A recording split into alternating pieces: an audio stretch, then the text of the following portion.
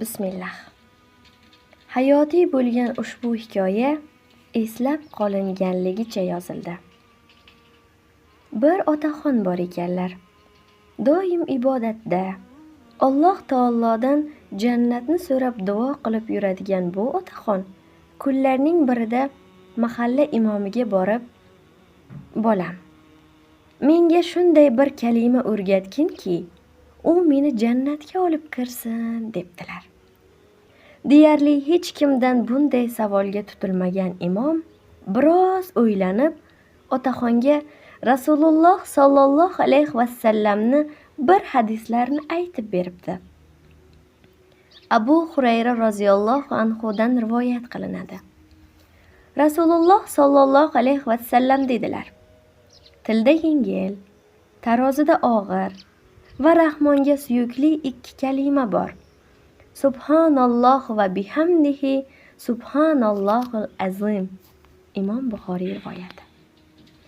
Yoshi ancha keksaygan, nuroniy o'tirsalar ham, tursalar ham ushbu zikrni tillaridan tushirmaslikka odatlanibdilar. Keksa ota qayerga borsalar ham ushbu hadisni barchaga aytib, o'rgatib yurarkanlar. Safarga chiqishda, "Keling, sizga bir hadis o'rgataman. Shuni aytib ketamiz" deb mehmonga borilsa, "Keling, sizga bir hadis o'rgataman. Siz boshqalarga o'rgatasiz" deb, xullas har qaysi joyda otaxon aynan shu hadisni barcha bilan bo'lishar ekanlar. Shunday qilib, bir kun da'vatchi otaxon og'ir dardga yuz tutibdilar. Nuroniy chol qattiq betob bo'lib, shifoxonadagi jonlantirish, reanimatsiya bo'limiga yotqizilibdilar. Doktorlar qo'llaridan kelguncha harakat qilishar, keksa ota esa o'lim bilan olishar ekanlar.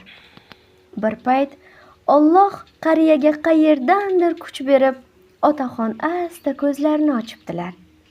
Ko'zlari ochilganini ko'rgan navbatchi doktor xursand bo'lib oldilariga yugurib kelsa, yuzidan nur taralib turgan keksa kishining qo'llari qimirlar edi. "Bu yoqqa kel, qulog'ingni ber" degan ma'noda ishora qilayotgan edilar. Doktor xursandligicha, "Ha, otaxon, o'zingizga keldingizmi? Biror yeringiz og'riyaptimi? Ayting otaxon, aytavering" deb so'rasa, otaxon nimadir demoqchi bo'lib shivirlar edi.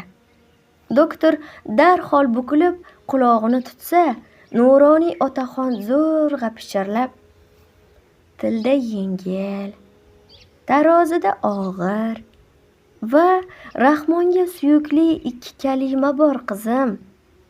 Subhanalloh va bihamdihi subhanallohul azim" degancha Rahmonga suyukli kalimani aytgan holda Allohga omonat jonlarini topshiribdilar. Alloh otaxondan rozi bo'lsin.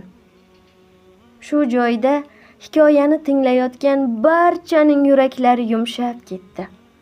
Yum ko'zlaridan yoshi chiqayotganlar esa hech narsa deyolmay ko'zlaridagi yoshlarni to'xtata olishmasdi.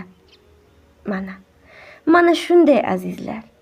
Kishi bu dunyoda hayotida nimani sevib, ixlos ila bajarib yursa, o'sha narsa ustida jonini olinar ekan.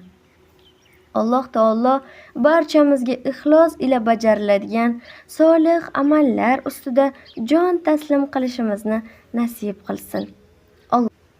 Allohim xotimamizni go'zal qilgin.